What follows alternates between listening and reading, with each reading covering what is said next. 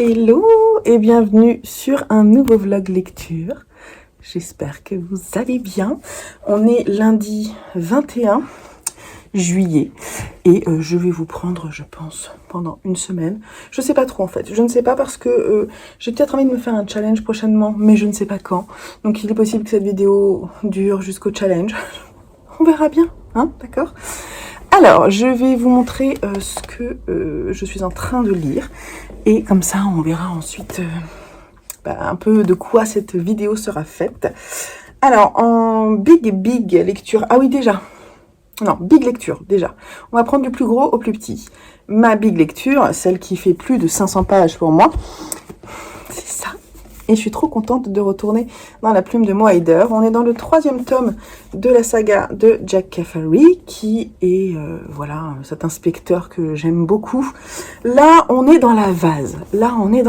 On vient de retrouver une équipe de plongeurs, en fait, de la police. On est dans le port de Bristol.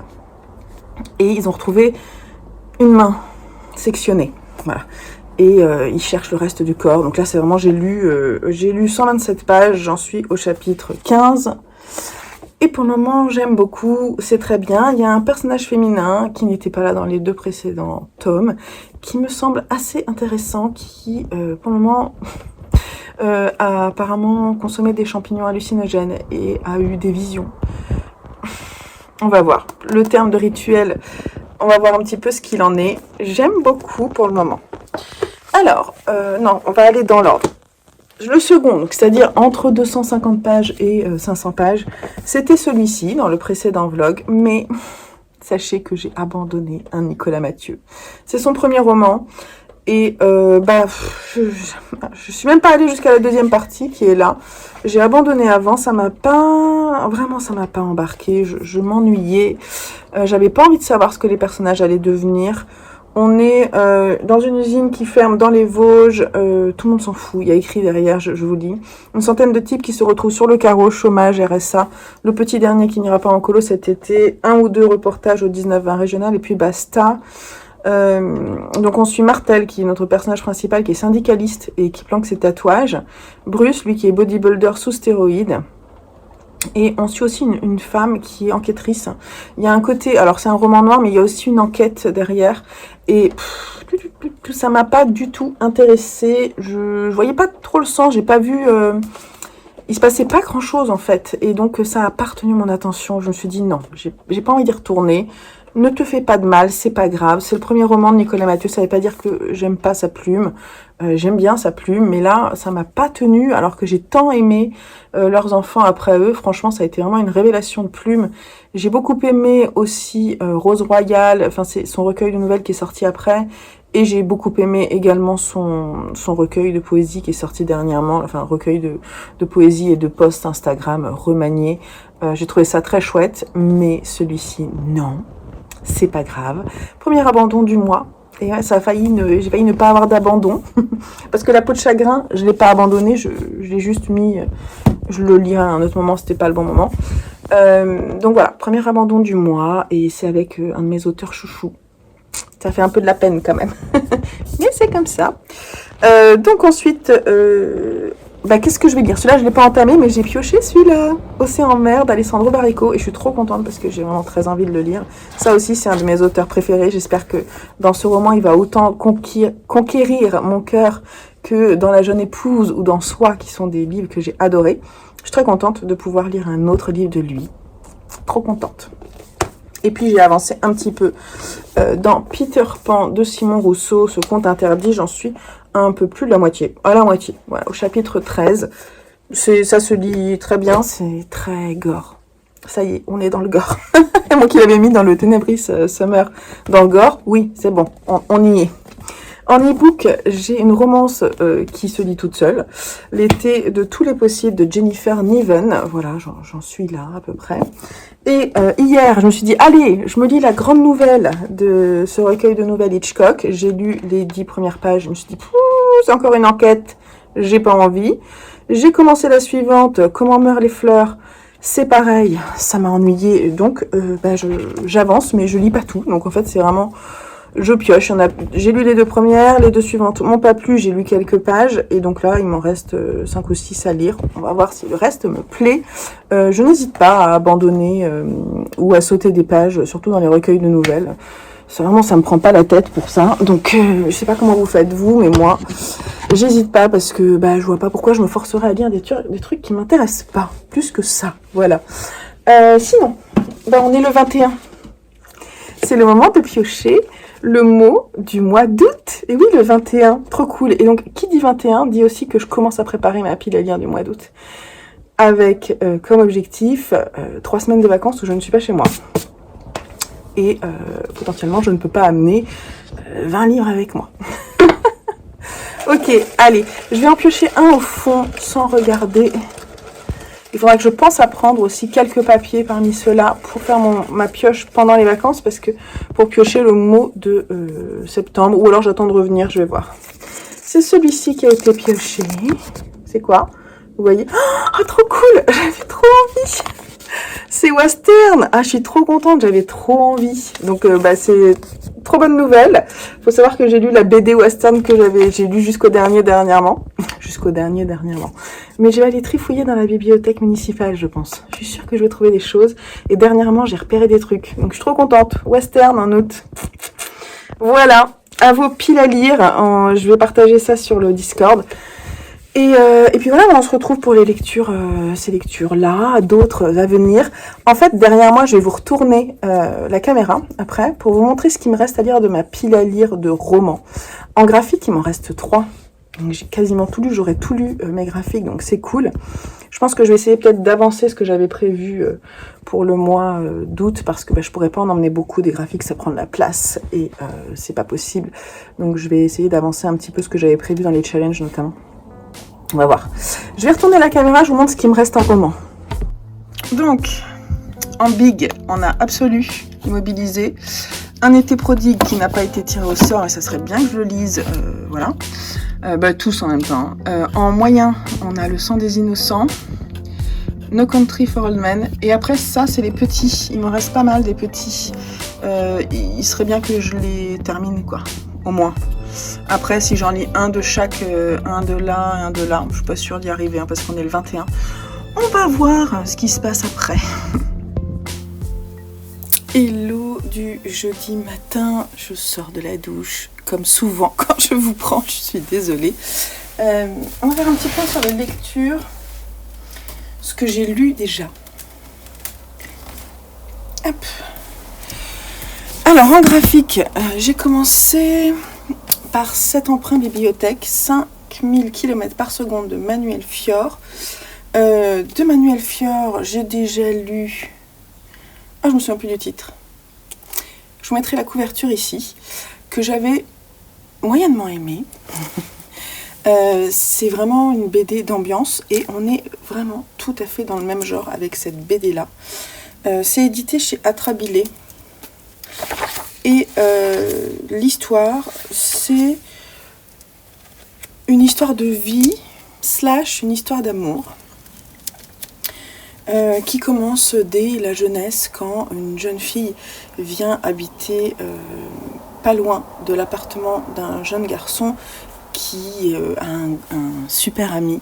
Ils sont au lycée et voilà, il y en a un qui va devenir amoureux. Comme les garçons sont très proches, on se demande si les deux le sont pas. Donc voilà, c'est les premiers amours. Ensuite, il y a un cut des années après. Notre personnage féminin, Mariana, non, c'est pas Mariana. Notre personnage féminin, comment s'appelle-t-elle? Lucia. Et Lucia, on a... Voilà, les deux copains. Je vous montre un peu le genre de dessin. Les deux copains, c'est ceux-là. Vous voyez les dessins? Un petit peu particuliers, on peut dire. Et donc, on a un cut.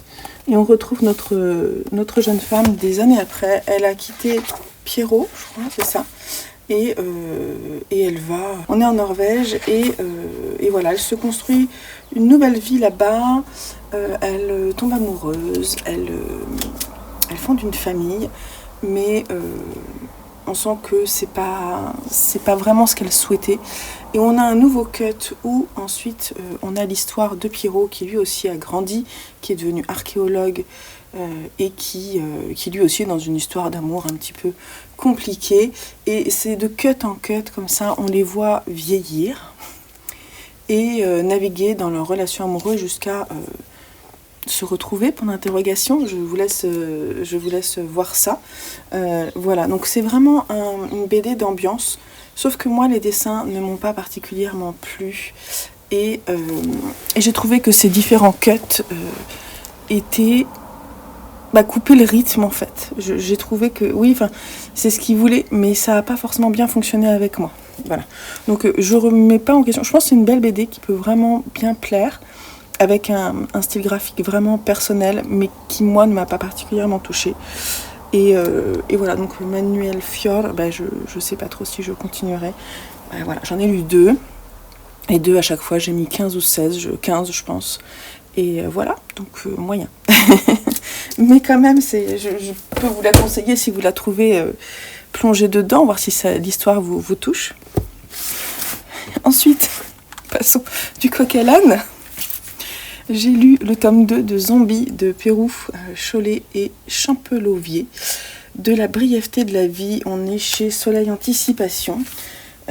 Alors, je me souviens que le premier, alors je l'ai lu il y a un petit moment, ça m'avait bien plu, bien que c'était court, parce que c'est des BD de 48 pages. Bong. Bing. Là, écoutez, c'est pas mal, mais je reste sur ma faim, c'est trop court, ça me fait cette impression. Tellement habituée à lire des romans graphiques que les BD de 48 pages, des fois, ça nous laisse un peu sur notre faim. Voilà, donc ce que je vais faire, c'est que je pense que je vais essayer de trouver la suite. Bon, alors, je vais pas vous raconter plus l'histoire, c'est un peu le même genre que Walking Dead, mais d'un point de vue... je vais vous montrer quand même juste une ou deux images. D'un point de vue dessin, on est beaucoup plus classique. Voilà. Mais c'est pas mal, c'est pas mal. Je vais pas m'attarder, je pense, sur un résumé, parce que je pense qu'il n'y a pas forcément d'intérêt à la chose. Voilà, encore une énième histoire de zombies. En fait, je crois qu'il y a 5 tomes en tout. Je pense que ça vaudrait le coup d'essayer d'acheter les 5, de tous les lire pour comprendre vraiment l'histoire dans la globalité. Donc je vais voir si je les trouve en occasion.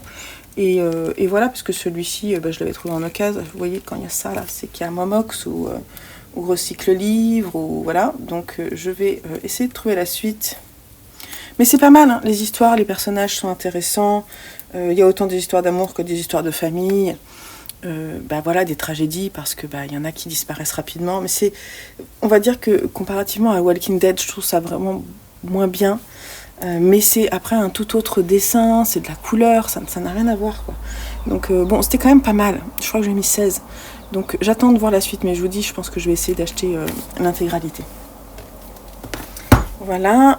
Ensuite, j'ai lu et en fait relu le tome 1 de L'île errante, qui est une duologie de Kenji Tsuruta. Et on est chez Latitude. Latitude, c'est Kiyun. C'est Kiyun, là. Kiyun, dans la catégorie Latitude, je pense que c'est des grands formats comme ça.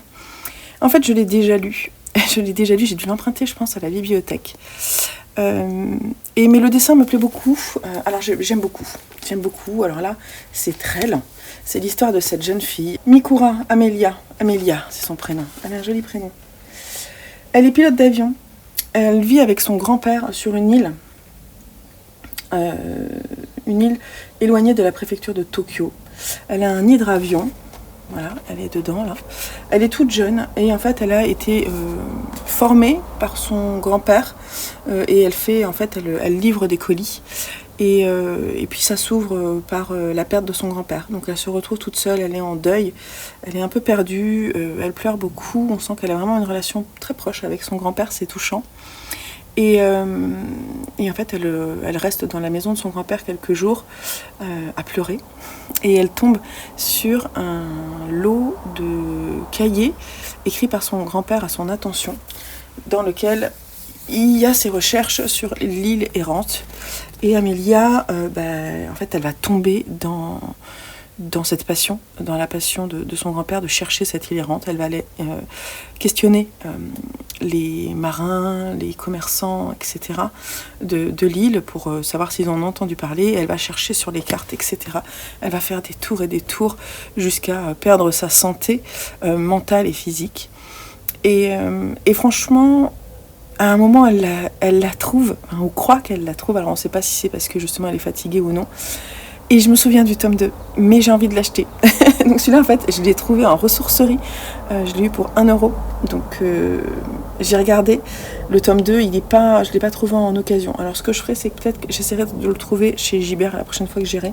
Il faut que je me le note quelque part pour le trouver en occasion, pour le lire. Parce que je me souviens du deuxième, par contre, je me souviens pas de la fin. Donc voilà, j'ai bien aimé. Je vais vous montrer le type de dessin. C'est splendide. C'est vraiment splendide. J'adore. Et le personnage d'Amélia, alors certes, elle est souvent en petite tenue, mais c'est jamais gênant d'un point de vue. C'est plus naturel que suggestif, ou vous voyez que je sais pas, j'aime bien pas, elle est fatiguée. Non, franchement, je vous montre quelques images. Voilà. Donc j'aime beaucoup, il n'y a pas beaucoup de texte, ça se lit très rapidement, mais c'est une très chouette BD. Je sais plus, je crois que je lui ai mis 16, vraiment j'aime beaucoup. Et je me souviens que la seconde, je sais plus si j'avais trouvé que ça m'avait plu ou j'avais trouvé un problème de rythme. Je me souviens plus, bref. Et j'ai fini de lire Peter Pan de Simon Rousseau dans Les Contes Interdits aux éditions Contredire, que j'ai depuis longtemps, je crois 2022 dans ma bibliothèque, c'est la honte. C'était le dernier conte interdit que j'avais. Alors, j'ai trouvé que l'histoire... Alors, l'histoire, c'est vraiment une réinterprétation de Peter Pan. On y retrouve tous les personnages. On a un enquêteur, un ancien enquêteur qui a arrêté sa carrière à la police pour devenir... il était flic et en fait, il devient enquêteur. Donc, il s'appelle Hook, Jacques de son prénom, mais surnommé Hook, parce qu'il a sa dernière enquête qui a fait quitter la police. C'est celle où il a chopé le crocodile, entre guillemets, ce tueur en série qui lui a ôté sa main, une de ses mains, et à la place de sa main, il a mis un crochet, et d'où le surnom de Hook. L'histoire du crocodile, c'est marrant quand même. Voilà, le crocodile, personnage qu'on va retrouver, pas au début de l'histoire, mais dans l'histoire. Ensuite, on a une disparition de 3 enfants, Wendy, Michael et Jean-Philippe. Non, c'est pas Jean-Philippe, je me souviens plus comment il s'appelle. Si, c'est ça. Voilà. Et donc, leur mère, qui est une ancienne amante de Hook, va lui demander de mener l'enquête. Il va le faire et ça va l'amener vers des choses assez atroces, notamment une certaine Clochette. Qui est vraiment terrible. Alors là, il y a une scène, il y a plusieurs scènes quand même, c'est vraiment très gore. Ça marche bien pour le Ténébris Summer dans la partie gore, j'ai bien choisi mon livre. Hein. Je me souviens que c'était Adeline qui disait oui pour la partie gore, oui, c'est ça, c'est très très bien, très bon choix. Voilà, oui, c'est très très gore, voilà. Et il y a aussi, vous vous demandez où il est Peter Pan. Il y est, hein, il s'appelle Pan. Et son histoire, elle est atroce. C'est un jeune garçon. Je sais pas jusqu'où je peux aller pour vous dire. J'ai pas envie de vous dire qui est Peter Pan. Je pense, on le découvre pas tout de suite. Mais voilà, c'est un jeune homme qui a du mal à grandir, disons-le comme ça. Il y a une histoire de poussière, vous savez, la poussière d'étoiles qui fait voler. Ça y est. On l'a dedans. Tout est décalé et en plus je trouve que c'est bien fait, hein. Franchement c'est vachement bien fait, toutes les références sont là. On a comme d'habitude notre petite référence à la petite fille aux allumettes.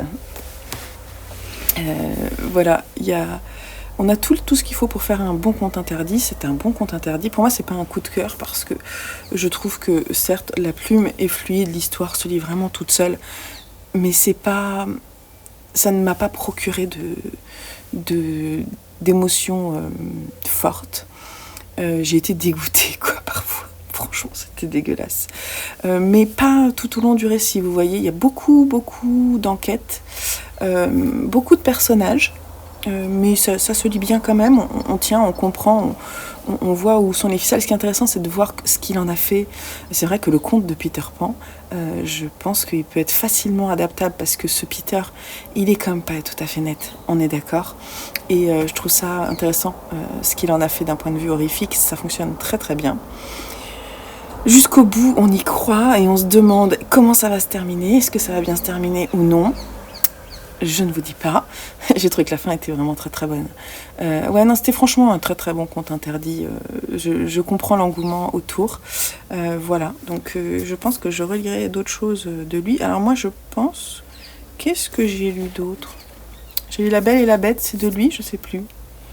Et j'en ai lu 3 des contes interdits. Et j'ai lu Scrooge, que j'avais beaucoup aimé. Voilà, donc moi j'aime bien les contes interdits qui vraiment ont les vraies références du conte. Et là, le pari est bien tenu. Voilà, donc je vous le conseille. Est-ce que je me rachèterai un conte interdit ? Je ne sais pas. Si vous avez des recommandations. Voilà, moi j'aime quand c'est... Enfin, faut que ce soit intelligemment fait, quoi, en fait. Faut qu'il y ait une histoire, faut pas que ce soit juste dégueulasse. Et là, ça marche bien, ça fonctionne bien. Bon, écoutez, je vais vous laisser là. Je vais retourner... j'ai commencé à lire Océan en mer, là c'est ma prochaine lecture du jour. Et puis, comme j'ai terminé Peter Pan, j'ai choisi un livre très court dont je vous parlerai rapidement parce qu'il va se lire en une fois, je pense. Et puis on se retrouve bientôt. Là mes garçons sont partis hier, je les ai amenés hier à la gare, donc on est tout seul, mon homme et moi. Mes amis sont partis aussi, donc ça y est, c'est le calme et je peux me reposer parce que j'accumule de la fatigue et il faut que je me repose. Donc aujourd'hui ça va être une journée repos, je devais teindre, mais en fait je vais le réserver pour ce week-end quand j'irai mieux. Aujourd'hui c'est repos, je vais faire de ma compta.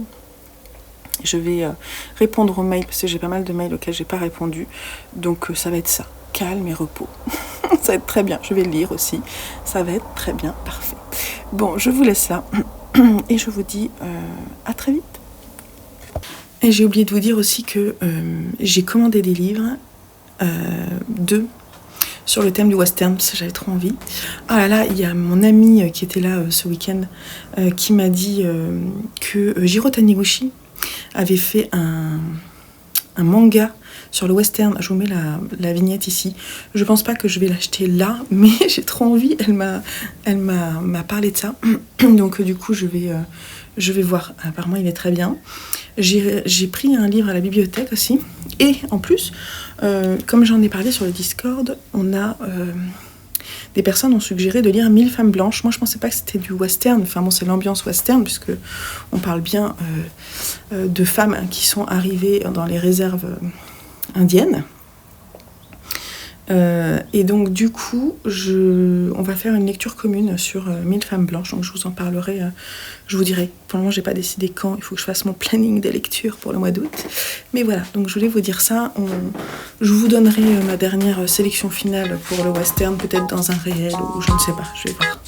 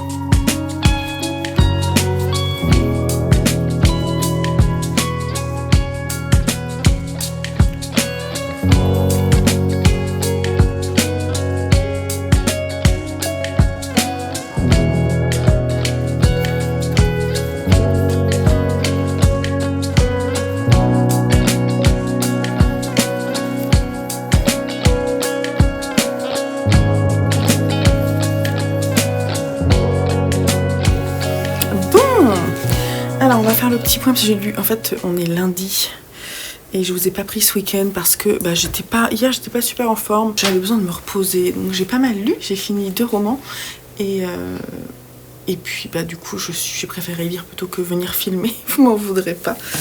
Et puis ce week-end j'ai tourné mon book haul et ma pile à lire du mois. Donc vous allez voir ces vidéos sur la chaîne prochainement. Donc j'ai beaucoup lu parce que je vous ai pas pris depuis plusieurs jours. Donc c'est parti pour vous montrer. On va commencer par les graphiques. Bon, alors j'ai lu le 2e tome de Tempête sur Bangui de Didier Kassai à la boîte à bulles qui parle de la République centrafricaine et notamment en 2013 avec les coups d'État et les guerres internes. Notamment pour supprimer en fait tous ceux qui sont non musulmans. En fait c'est expliqué là l'avant-propos là explique vraiment tout ce qui s'est passé, donc c'est quand même assez intéressant d'un point de vue historique. En revanche, après moi j'étais un petit peu perdue, j'ai eu la même sensation avec le premier, c'est-à-dire qu'il rentre vraiment dans les détails, on est sur peu de journées. C'est autobiographique parce que lui-même est à l'intérieur de ce marasme au moment où ça a lieu, et donc il est en plein milieu de la guerre et il est pas loin de perdre sa vie à chaque fois, et il continue à dessiner et ça c'est assez incroyable. Donc c'est un témoignage vraiment hors du commun qu'il est important de lire. Après, la qualité des dessins, je suis pas une grande fan. Oups, c'est très coloré. Alors, en fait, je pense qu'il essaie de montrer par la couleur la beauté de son pays, mais en même temps, il y a des scènes assez atroces. Beaucoup de scènes qui sont pas faciles à lire, avec des gens qui retrouvent morts, quoi. C'est des explosions. C'est aussi assez critique d'un point de vue aide humanitaire, et notamment de la France. C'est l'époque où François Hollande tente de donner un coup de main. Et la vision en interne du sauveur, ou du moins de ceux qui vont essayer de faire quelque chose, est assez critiquée aussi. Et c'est quand même assez intéressant, hein, parce qu'il y a tout l'idée du colonialisme et tout. Tout ça, c'est quand même une BD assez impressionnante. En revanche, je pense que je vais pas la garder dans ma bibliothèque parce que j'aurais pas forcément envie de la relire. Mais je vous invite à la découvrir si vous tombez dessus. C'est en 2 tomes pour le moment, mais ça n'a pas l'air terminé à la fin de ce 2e tome. Je le dis comme ça. Ensuite, j'ai relu le tome 1 de Underwater, vous l'avez vu, et j'ai lu le tome 2 également. Donc Underwater, c'est le village immergé de Yuki Urushibara chez Latitude. Voilà. Hop. Des très beaux mangas, les dessins sont vraiment beaux. C'est une histoire de famille et de village, d'une famille qui malheureusement, dont un des enfants va disparaître, on ne sait pas trop où, mais on imagine dans l'eau, et le village où cette famille habite va se faire immerger parce qu'on va devoir gérer un peu mieux l'irrigation d'eau, et du coup on va mettre un barrage, ce qui va immerger ce village.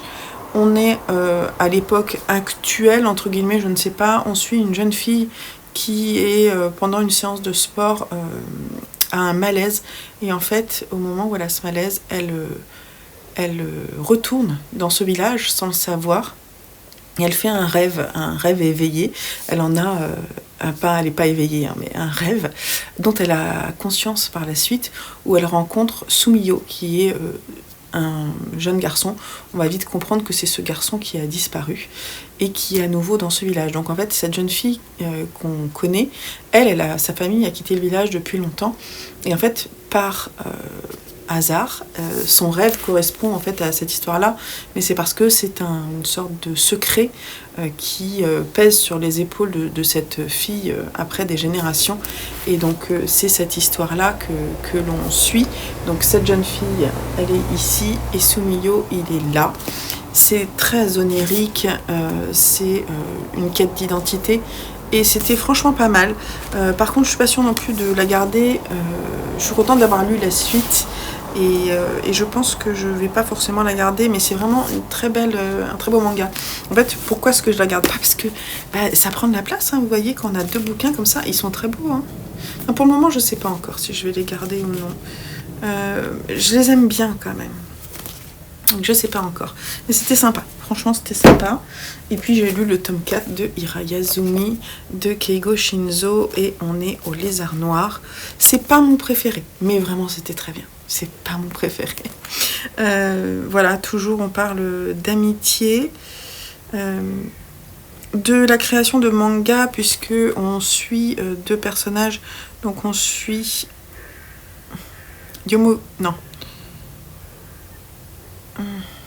Hiroto, donc c'est celui qui a hérité de la petite maison d'une grand-mère, j'en ai déjà parlé, voilà, et il vit avec sa cousine Natsumi, et en fait on suit pas mal Natsumi dans sa création de manga, et ses relations amicales aussi, ou plus ou moins amicales. On suit moins Hiroto, et c'est peut-être ça qui me... Parce que moi j'aime bien Hiroto en fait. Donc j'aimerais bien que l'histoire avance un petit peu avec lui. On suit aussi l'ami de Natsumi. Voilà, donc ça parle plus de la création de manga. Non, c'était sympa quand même. Il y a toujours des petites séquences où aussi on revient dans le passé avec Hiroto et la grand-mère. Voilà, donc on est dans un quartier d'Asagaya à Tokyo. Voilà, c'est quand même très sympa, j'ai hâte de lire la suite. Et alors en roman, déjà, j'ai lu 3 belles choses. J'ai lu ça. J'aime avoir peur avec toi de Catherine Chen, illustrée par des photographies de Marc Ribou, qui est son mari, et c'est édité au Seuil. Alors ça, je l'ai lu en one shot. Je vous ai mis quelques images, je pense.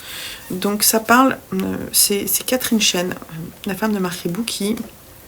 Alors, je sais pas, elle est journaliste, je sais pas ce qu'elle fait. Catherine Chen, ouais, elle est journaliste. Et en fait, elle a voulu écrire sur l'arrivée de son enfant trisomique et qui s'appelle Clémence. Et en fait, elle lui écrit tout en sachant que Clémence ne peut pas lire. Clémence, elle est à l'âge où elle écrit, elle avait 22 ans. Donc c'est une jeune femme qui est capable de faire pas mal de choses. Elle l'explique, elle est capable d'avoir un travail, de vivre presque seule, de vivre sans ses parents, etc. Mais elle ne peut pas lire. Et donc, Catherine Chen veut quand même écrire ce texte, je pense, comme un exutoire aussi, pour pouvoir exprimer ses émotions, dans la possibilité un jour peut-être de lui lire, je ne sais pas. Et elle veut parler de cette relation complexe qu'elle a eue avec sa fille, notamment dès la naissance, où ça a été compliqué. Ça a été compliqué parce que... en fait, elle a voulu faire plusieurs amniosynthèses et toutes lui ont été refusées parce qu'elle était trop jeune au moment où elle était trop jeune, et au moment où l'histoire a lieu, c'est pas quelque chose qu'on faisait. Il y avait beaucoup de d'on-dit sur la chose, donc en fait, elle n'a pas pu le faire, et elle sentait qu'il y avait quelque chose qui était bizarre, mais personne ne l'a écouté. Et donc, quand sa fille est née, elle a eu vraiment un ressenti d'injustice, d'incompréhension, et elle n'a pas accepté au départ d'être la mère de cette jeune fille, et donc en fait elle a appris à devenir mère de Clémence grâce à Clémence. Voilà, c'est un peu ça le texte. Alors je trouvais que c'était bien écrit, c'était honnête, c'était dur, hein, parfois, franchement c'est dur, hein.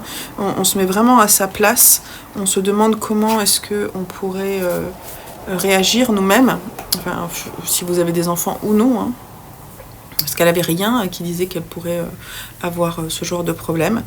Et est-ce que l'amour, du coup, pour les enfants différents est direct ou non? Je trouvais que c'était bien fait, et puis c'est un témoignage, donc ça se prend comme tel. Il n'y a pas forcément de jugement à avoir, mais forcément du coup on se projette. Et alors les photos de Marc Ribou viennent faire écho à, je sais pas, à la candeur de cette fille. On sent tout l'amour dans ces photos. J'essaie de vous montrer. Il y en a peu, hein, des photos. On sent tout l'amour, mais je pense que je vous en ai montré quelques-unes. Tout l'amour pour sa fille, sa passion pour l'eau. Ouais, vraiment, on sent, les portraits sont splendides. Le texte est dur et tendre en même temps. Donc ça m'a beaucoup plu. Je crois que je lui ai mis 16. Vraiment, c'était beau. En plus, c'était écrit à 4 mains, on va dire. Ou à 2 yeux, 2 mains. Et voilà, ça m'a bien plu, ce petit témoignage.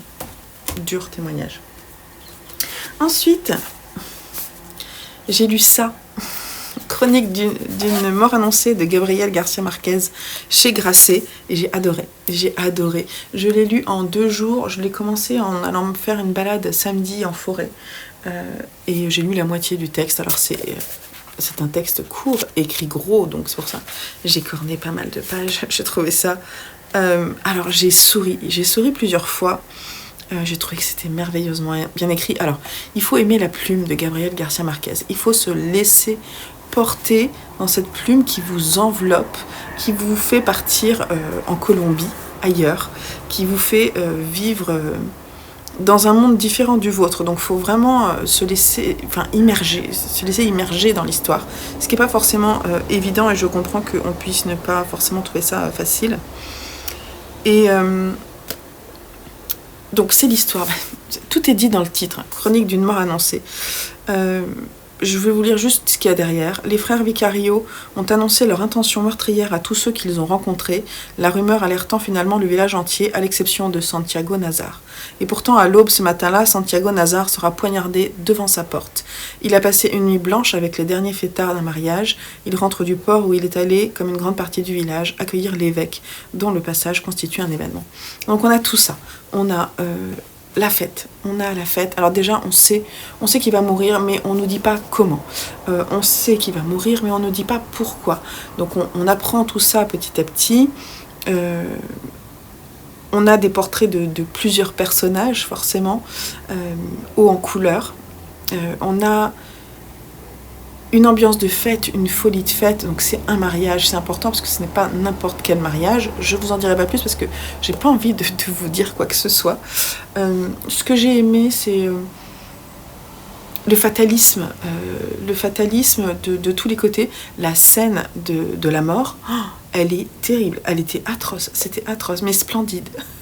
Je sais pas comment dire ça. Gabriel Garcia Marquez, c'est ça, c'est atroce mais splendide.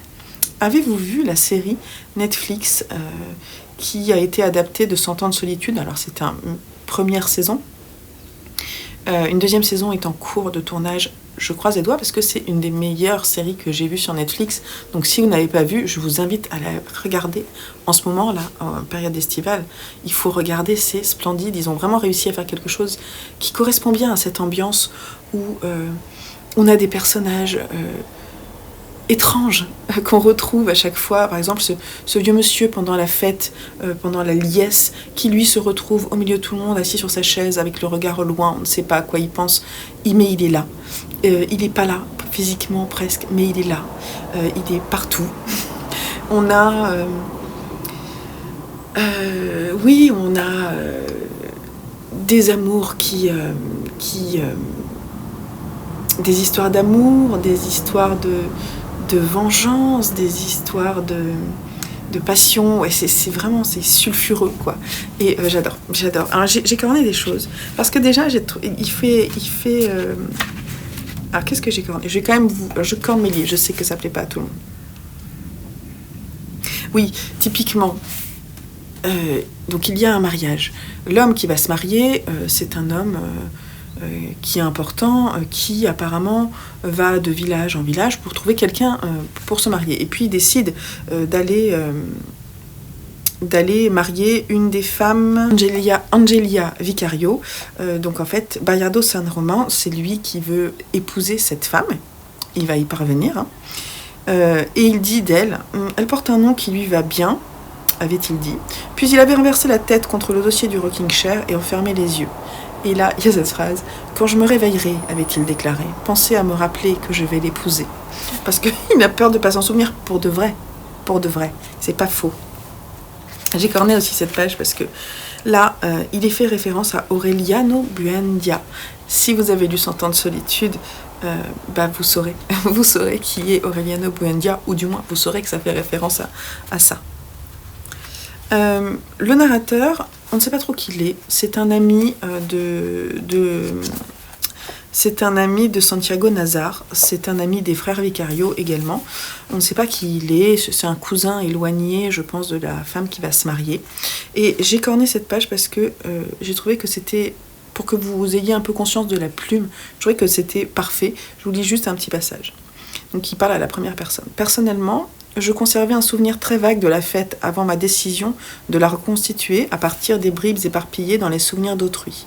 Durant des années, on continua de commenter chez moi le fait que ce jour-là, mon père avait ressorti de son étui le violon de sa jeunesse en l'honneur des nouveaux époux, que ma mère la nonne avait dansé un merengue dans son habit de sœur tourière et que le docteur Dionisio Igarouane, cousin germain de ma mère, avait réussi à prendre le large sur le bateau officiel pour ne pas être ici le lendemain quand l'évêque arriverait.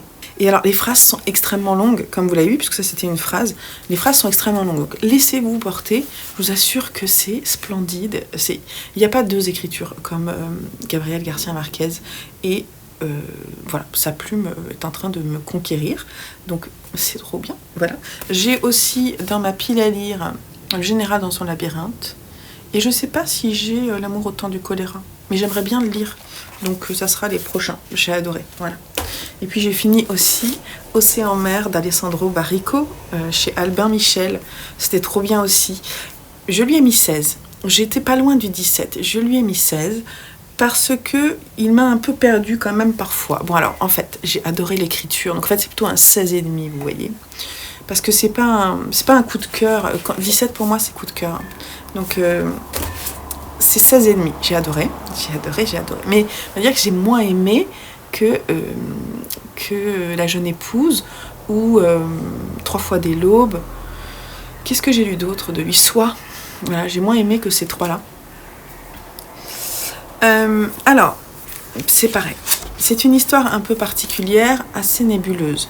On est à la... Comment ça s'appelle? C'est la pension Almayer. On est sur une île au milieu de l'océan. Et on a plusieurs personnes qui vont se retrouver. On a 7 personnes qui vont se retrouver. Enfin 6, parce que la 7e, on ne sait pas qui elle est et elle ne sort pas de sa chambre. Donc il y a 6 personnes qui vont se retrouver dans cette pension, venues de plusieurs endroits. On va apprendre à les connaître, qui ils sont. Alors, pas forcément ce qu'ils font, mais... Enfin, si, un petit peu. Mais qui ils sont véritablement. Quelles sont leurs motivations de vie, on va dire. Des personnages vraiment hors du commun. On a un peintre de portrait qui fait une sorte de burn-out et qui décide d'aller peindre la mer. On a un chercheur qui fait des recherches et veut écrire un livre sur où s'arrête la mer. Voilà. Une jeune femme une femme très belle qui a été mise dans cette pension par son mari, je pense, à la suite de... Parce qu'elle l'a trompé. Et donc, elle a été séparée de son amant. Une jeune fille qui est là parce que on pense qu'elle va mourir et donc elle sait qu'elle doit traverser la mer et rejoindre cette pension pour essayer de s'en sortir. Tout le monde lui dit qu'elle va mourir, notamment le personnage qui l'accompagne. Je me souviens plus comment tu t'appelles. Bref, je me souviens plus comment il s'appelle. Bon, c'est pas grave. Voilà, on a plusieurs personnages comme ça, très différents. Adams aussi. Il y a aussi ce tragique naufrage. Ce passage-là, il y a un naufrage et il y a 2 personnages qui vont en réchapper seulement sur toute une frégate de la marine française. Et donc, les hommes sont traumatisés. Et voilà, donc ce passage-là, le passage du naufrage, est explicite et c'était extrêmement dur. Voilà, parce qu'il y est question notamment de cannibalisme. Il aborde des sujets qui ne sont pas forcément évidents. C'est un texte très foisonnant, qui part dans tous les sens, qui s'arrête, qui revient, comme la mer. Il y a des passages extrêmement beaux sur la mer. Je pense qu'il a pris le rythme de la mer pour écrire ce texte, vous voyez. Et c'est bien fait. J'ai adoré la première partie. Le livre second... attendez, parce que je sais plus... Non, c'est le livre troisième. Les chants du retour. Et ça, j'ai moins aimé. Donc, Élisée Wynne, c'est cette jeune femme. Et après, il les prend un par un. Le père Pluche, mais c'est ça, c'est lui qui accompagnait la jeune fille, qui écrit des prières. Anne Deveria, c'est la femme qui est très belle. Ah oui, dans le passage de Anne Deveria, la femme qui est très belle, elle écrit à son amant, justement pour lui dire que ça y est, elle a plus besoin de vivre à travers lui. Et elle explique un petit peu, je vais juste vous lire ce passage, c'est splendide. Mon mari pensait que c'était un endroit pour guérir, mais guérir est un mot trop petit pour ce qui se passe ici, et trop simple. C'est un endroit ici où tu prends congé de toi-même. Ce que tu es se détache doucement de toi peu à peu, et à chaque pas tu te laisses derrière toi sur ce rivage qui ne connaît pas le temps et ne vit qu'un seul jour. Toujours le même, le présent disparaît et tu deviens mémoire. Tu te défais de tout, tes peurs, tes sentiments, tes désirs. Tu les conserves comme des habits qu'on ne met plus, dans l'armoire d'une sagesse que tu ne connaissais pas et d'une tranquillité que tu n'espérais pas. Est-ce que tu peux me comprendre? Est-ce que tu peux comprendre combien tout cela est beau?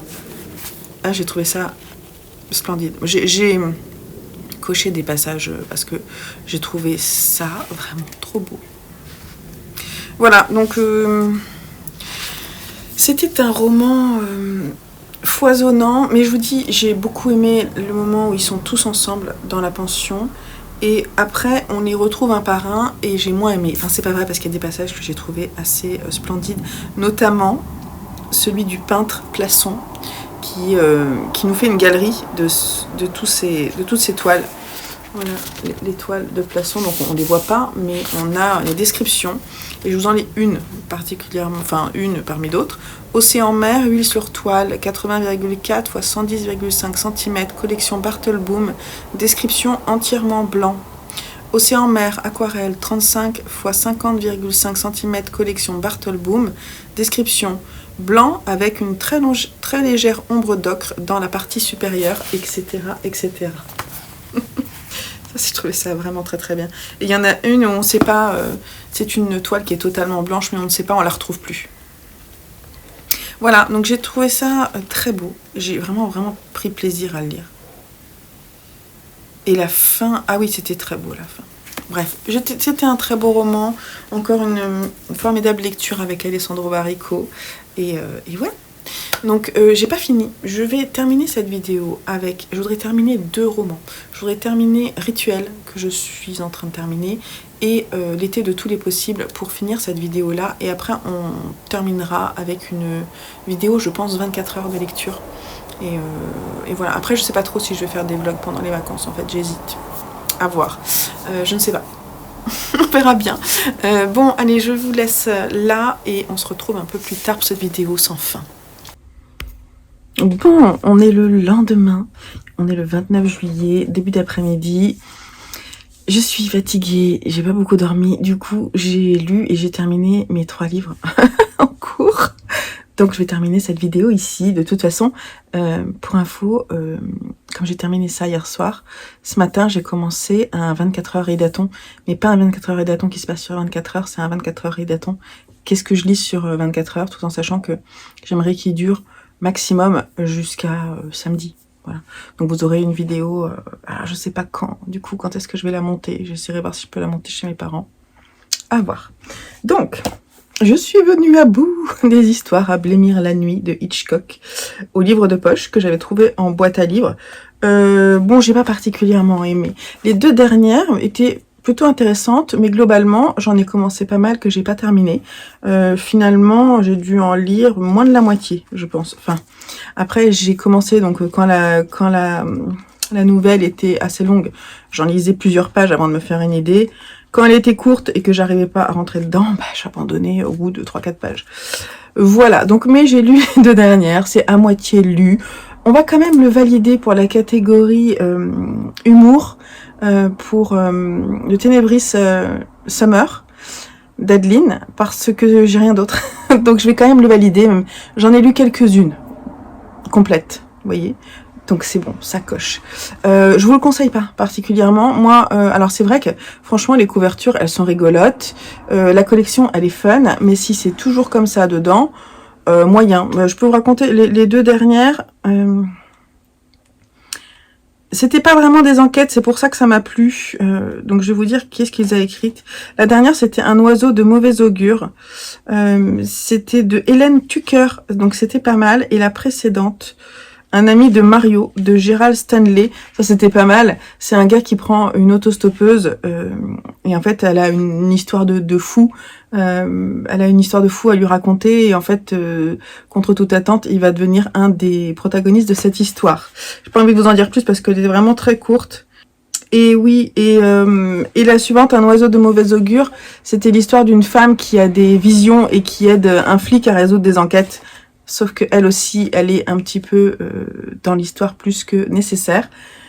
J'avais déjà compris dès le début, mais je trouvais qu'elle était assez fun. Je vous ai pas dit l'autre autrice. Oh, je suis bête. Oui, de Gerald Stanley, je vous l'ai dit, Un ami de Mario. Oh. Comme j'ai pas beaucoup dormi, j'ai un peu les idées qui se croisent.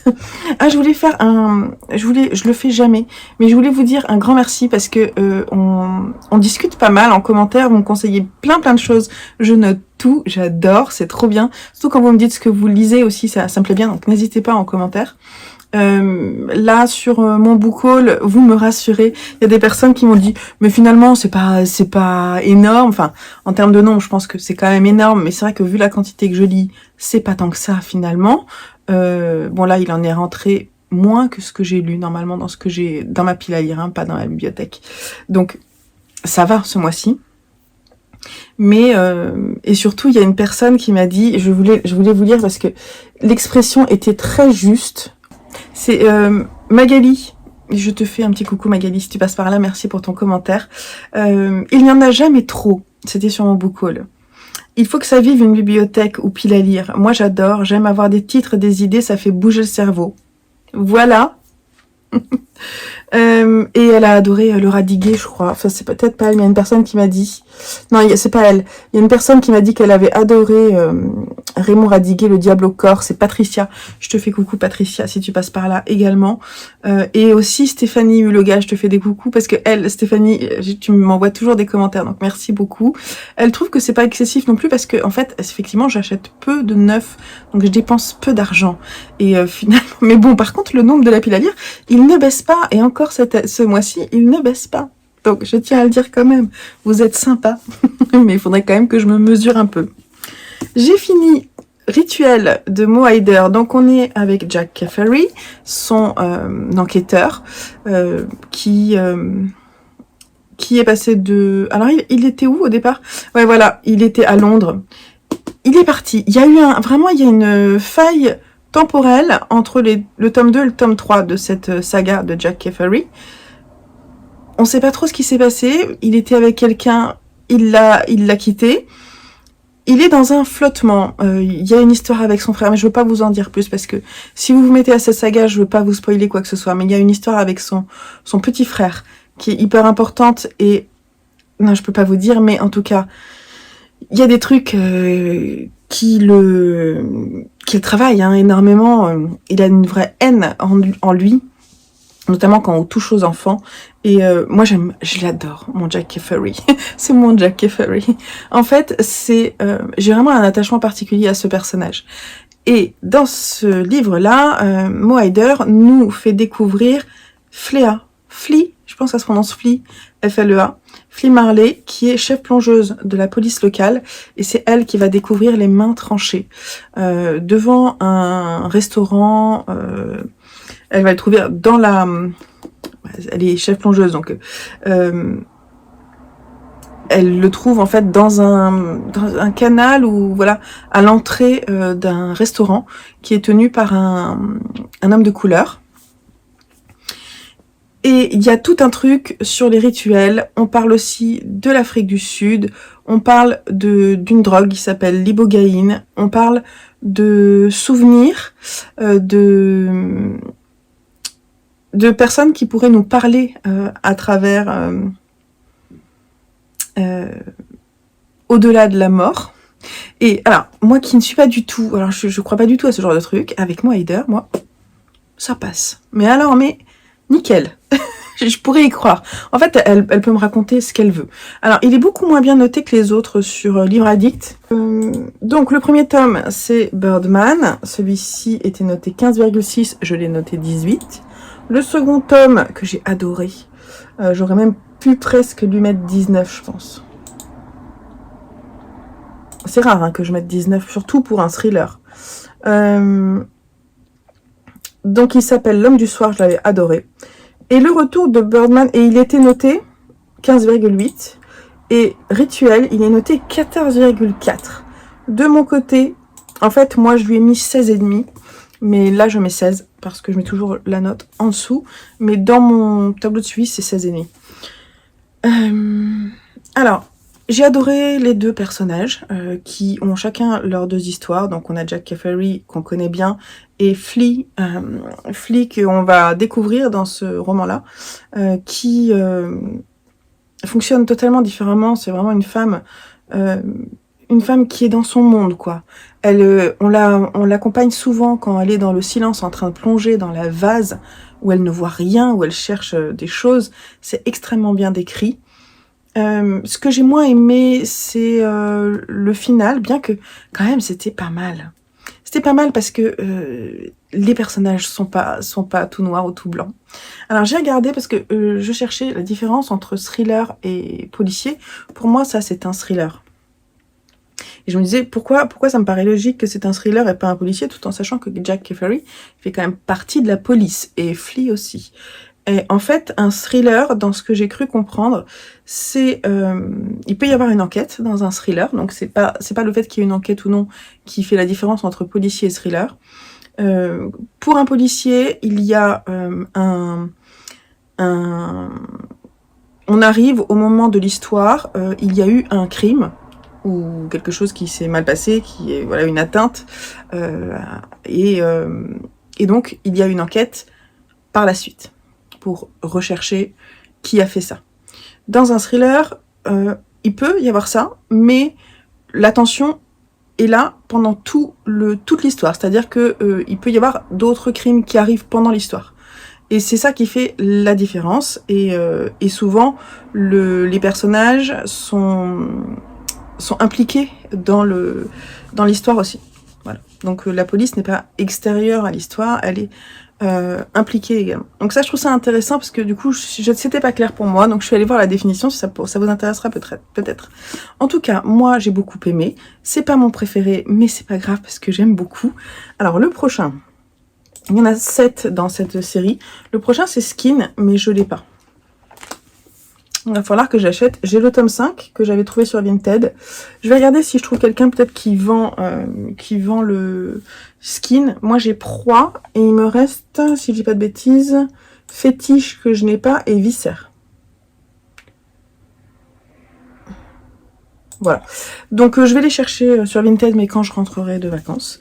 Sinon j'ai terminé également L'été de tous les possibles de Jennifer Niven que j'ai lu en e-book.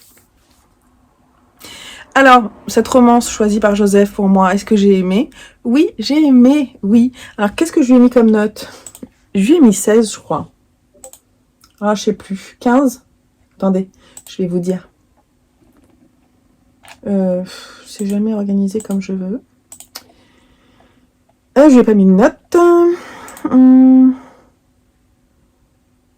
Franchement, j'ai passé un bon moment de lecture, très bon moment de lecture. Ça s'est lu tout seul, c'est ce qu'on appelle un page turner. Donc les pages tournent toutes seules. Sur l'e-book, elles tournent pas les pages. Mais vous voyez, c'est écrit gros, c'est du young adulte. Il y a quelques scènes osées. Alors, ce qui m'a plu, je vous disais quand je vous en ai parlé que le personnage principal ne me plaisait pas tant que ça. Claudine, elle est en pleine crise existentielle. Elle va rentrer, elle va faire des études supérieures. Donc elle va bientôt quitter ses parents, etc. Et ses parents, avant l'été, là, elle avait prévu de faire un road trip avec sa copine Saz, c'est ça, vraiment où elle est comme ça avec sa copine, et c'est pareil, les deux copines vont pas aller dans la même université, donc elles vont se séparer, et elles avaient prévu de se faire un road trip et de passer l'été ensemble, mais non, puisque les parents de Claudine lui annoncent qu'ils se séparent, et donc la mère de Claudine l'emmène avec elle sur une île, sur une propriété qui en fait abrite des maisons de la famille. Donc la mère, elle est écrivaine, donc elle fait des études, elle fait des recherches pour pouvoir écrire ses romans. Claudine aussi est une autrice en herbe, entre guillemets. Mais ses profs critiquent le fait qu'elle est très jeune et qu'elle n'a pas d'affect réel sur ce qu'elle raconte. Effectivement, elle a tout à apprendre. Et le côté qui m'énervait, c'est que justement, elle s'apitoie beaucoup sur son sort. Elle réfléchit pas à ce que sa mère ressent, puisque du coup, elles se retrouvent toutes les deux loin du père qui est pas méchant, hein, il a juste décidé de faire sa vie autrement. Et en fait, elle est très en colère contre son père, et elle s'habitue sur sa mère, mais elle n'arrive pas à parler avec elle. Elle n'arrive pas à parler avec son père non plus. Elle n'arrive pas à parler avec sa copine Saz parce que elle capte pas là où elle est. Mais elle va tomber sur plusieurs personnes, des nouveaux amis, mais aussi un nouvel amour puisque elle va rencontrer Jeremiah qui lui bosse sur l'île tous les étés pour se faire de l'argent pour partir loin de chez lui également parce que c'est assez toxique là où il est. Et en fait, elle tombe totalement amoureuse de lui, et ça va être même sa première fois, voilà, sa première fois. Elle va vivre beaucoup de premières fois avec lui, dont la plus importante, qui est d'ailleurs très bien racontée, qui est vraiment très bien racontée. Je pense que c'est autobiographique puisque à la fin, elle nous parle à nous lecteurs et elle nous explique dans les remerciements qu'elle l'a vécu et que pour elle ça a vraiment été important. Donc c'est autobiographique, c'était intéressant de voir ça. Alors après je sais pas si la romance était autobiographique, mais voilà, c'est bien écrit, ça se lit bien, il y a beaucoup de dialogue et la relation entre les deux personnages est assez intelligemment retranscrite et la fin est intelligente. Voilà, donc en fait moi je trouve que c'est une romance qui est assez intelligente, qui sort un peu des sentiers battus. Il y a des scènes de smut, mais franchement elles sont bien faites puisque justement comme c'est une première fois, c'est pas parfait. Quand l'amour s'éveille, il y a la description des sensations et tout ça. C'était franchement bien fait. Il y a pas de voyeurisme, voilà. Et ça, j'ai trouvé que c'était vraiment très bien. Donc, si vous voulez passer un bon moment de lecture cet été, franchement, je vous la conseille. Moi, je vais peut-être aller voir ce qu'elle a écrit d'autre, Jennifer Niven. Alors, je suis pas une grande lectrice de romance, mais celle-ci, j'ai trouvé plutôt chouette. Et donc, sinon, c'est hier, j'ai lu, pour terminer, je vous parle de celle-ci, Les Grands Espaces de Catherine Meurice chez Dargaud. Pour la partie terroir, j'ai pas été à fond. J'ai lu d'elle une autre qu'on m'avait offert et j'avais pas trop aimé. La jeune fille, je mettrai la couverture ici. J'ai pas, en fait, le style de dessin. Je vous ai mis quelques inserts, je pense. C'est pas trop le mien. C'est assez humoristique. C'est assez politique.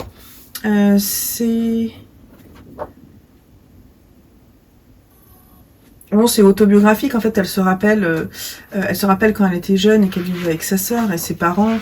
Comment ses parents l'ont éduquée. Justement, tout autour avec les plantes, avec leur jardin, etc. C'est vraiment un retour à la nature. Et ce qui fait que toutes ces valeurs l'accompagnent aujourd'hui alors qu'elle est parisienne et bédéiste réputée. Et j'ai trouvé que c'était pas mal, franchement, c'est pas mal.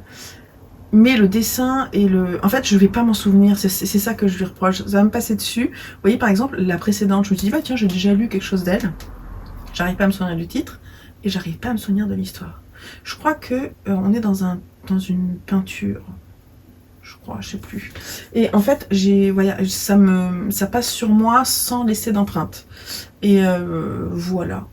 Donc là, on sentait l'amour de la terre, des traditions, mais en même temps, il y a une critique aussi, je vous dis, sociale et politique de la campagne et de tout ce qui...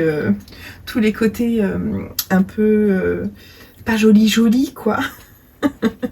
Et toutes ces politiques de transformation et de changement et de pesticides, etc. C'est là, elle dénonce des choses aussi. Mais c'est intéressant. Mais ça n'a pas de... Ouais, ça ne m'a pas laissé d'empreinte. Je suis désolée, c'est pas... Je crois que c'est pas vraiment pour moi. Mais ça pourra vous plaire, hein, franchement. N'hésitez pas. Je suis contente de l'avoir découverte quand même. Voilà, on a terminé avec ce vlog lecture qui était très long.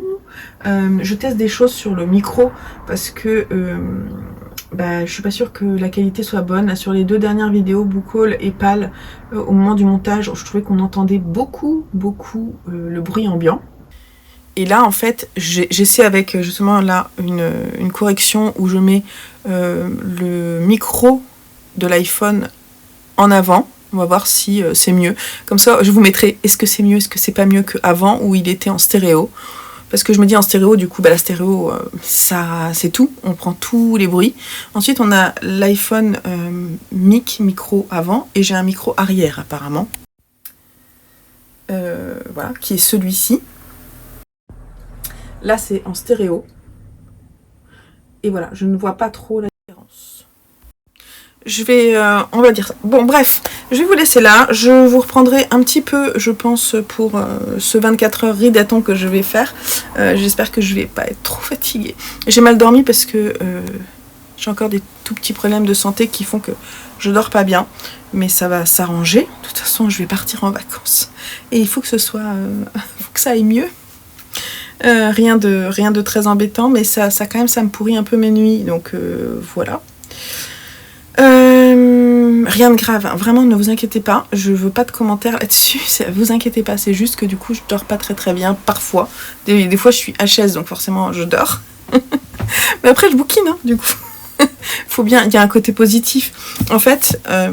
je suis, pour terminer cette vidéo, j'ai commencé à faire des insomnies après avoir eu des enfants. Je suis devenue une grande insomniaque. C'est-à-dire, je ne dormais plus après avoir des enfants. Mon premier fils, je passais des nuits où je dormais 2 heures, 3 heures, 4 heures max, alors que j'avais un tout petit bébé. Et j'ai été très stressée du fait de ne pas en prendre bien soin et que ça ait un impact, etc. Donc, ce stress n'aidait pas, bien entendu, à dormir paisiblement. Et ces insomnies, j'ai réussi à les canaliser.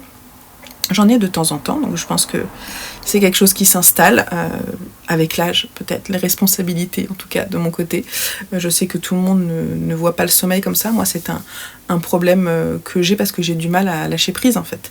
De tout. Et mon cerveau, en plus, est un cerveau qui va dans tous les sens. C'est pour ça que, des fois, quand je vous raconte un pitch...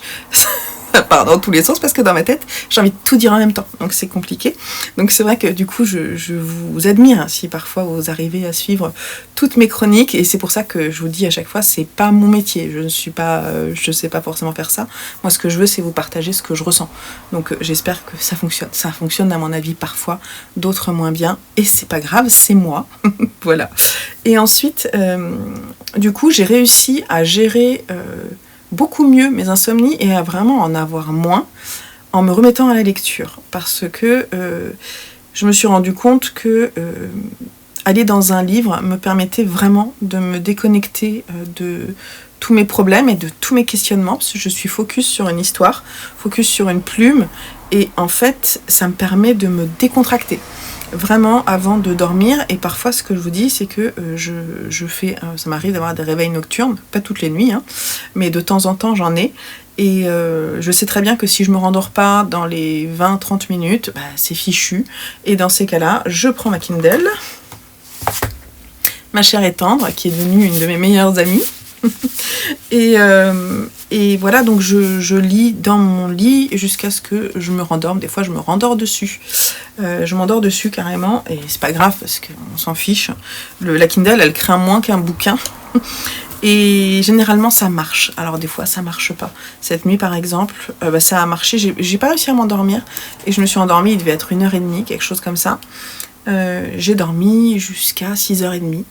Et là, je me suis réveillée et j'ai essayé de me rendormir, mais ça ne fonctionnait pas, donc je me suis levée. Donc vous voyez, j'ai dormi 5 heures à peu près cette nuit.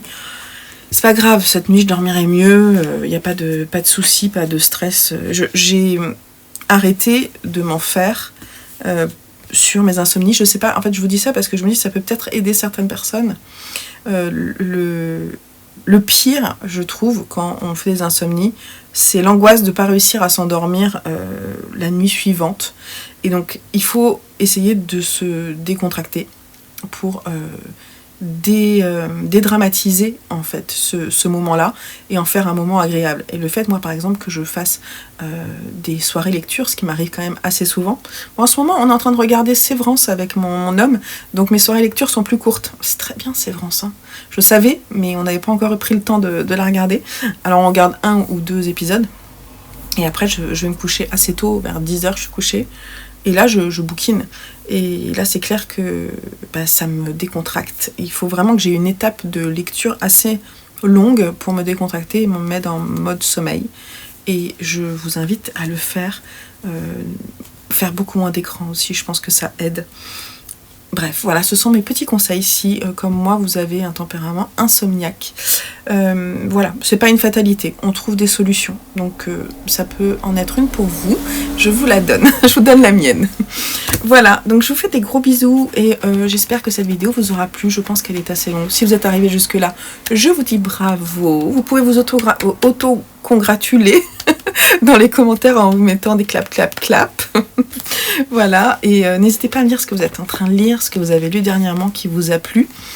Si on partage les mêmes avis sur les livres que j'ai pu partager. Et voilà, je vous laisse me dire tout ça. Je vous souhaite de très belles lectures en attendant et je vous dis à très vite sur la chaîne. Bye bye.